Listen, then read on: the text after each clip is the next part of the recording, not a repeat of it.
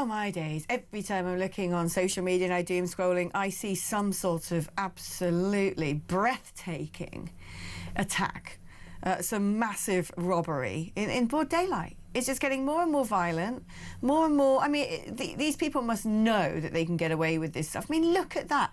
Middle of the day with some sort of axe or some sort of, what is that thing, a sledgehammer, a mallet, just smashing in a shop window, peeling back the glass, and then the other one there with his bag is just sort of grabbing as much loot as possible. The poor people in the shop, you see them in a minute, try and come and like biff them over the head with something to stop them. They're sort of violently attacking back. But, I mean, where are the police, right? Where are they? How are these people just getting away with that? Oh, yeah, that's right. They're all covered up in their ballies and their masks, aren't they? In their sort of signature black clothing. But I just don't understand. They're running off on foot, for crying out loud. How hard is it going to be to catch those people? Seriously, how are they so brazen? Let's speak now to Alex Wilson, Reform UK London Assembly member. Do you know, I kind of had this sort of flashback the other day that I remember as a kid people talking about ram raiding a lot. That, I mean, you know, crime on this scale isn't a new thing. We've seen it before, but it just seems to me testament for how what's the word?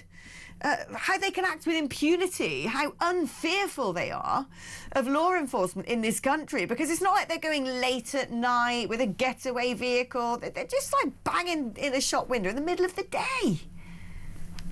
Yeah, well, brazen, I think, is the word best to describe it. They've got the balls just to do this in broad daylight.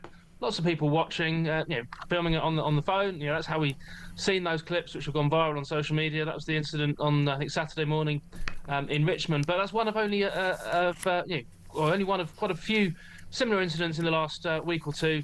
There was a jewellers in Shepherd's Bush, the Yves and Laurent shop on Bond Street, and the Rolex watch boutique shop in Hyde Park, all within a few days of each other. This is clearly a growing problem across London, and it's because they know they can get away with it, because we know that under Sadiq Khan, policing is in retreat in London. He's closing police station front counters. He's not recruited the 1,300 new officers that he promised in his election manifesto in 2024.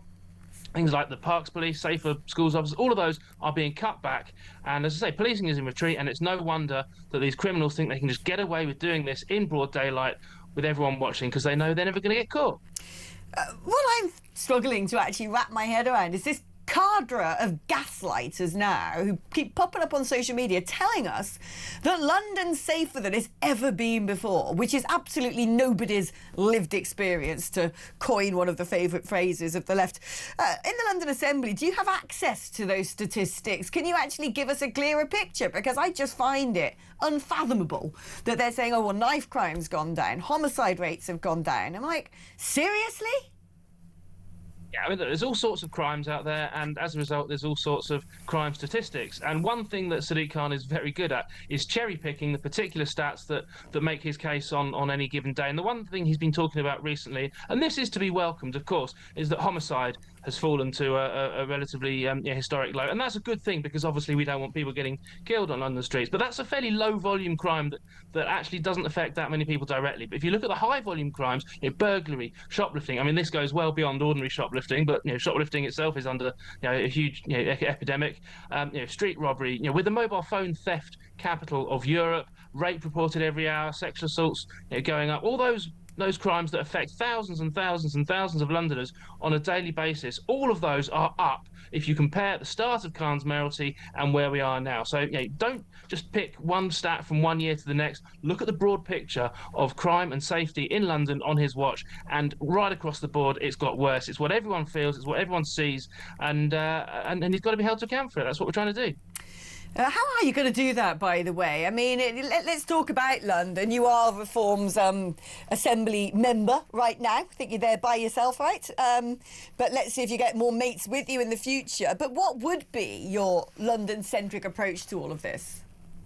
Well, I do actually have a friend now. One of the Conservatives defected to Reform at the end of last year. So we're now a group which means we can have a lot more influence in setting the agenda and the kind of things that can be discussed. And that sounds quite sort of dry and technical and boring, but actually it's pretty transformative to how how we can get items up for debate. But no, what we need to do is we need to restore good old-fashioned thief taking.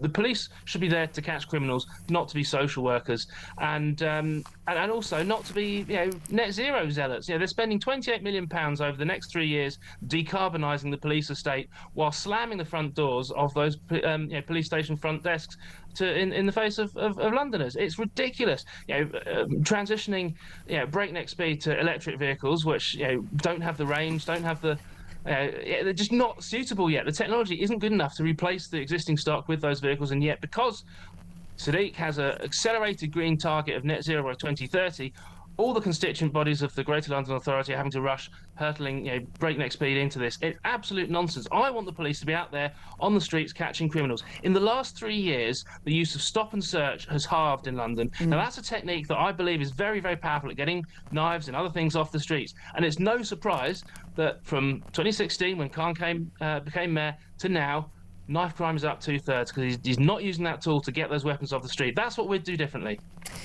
Good to hear it. They sound like candid plans indeed. Alex Wilson, thank you ever so much. Alex, I love Alex Wilson. Whilst he's a Reform member who I support, he's still soft and cuddly, says Sally. There you go.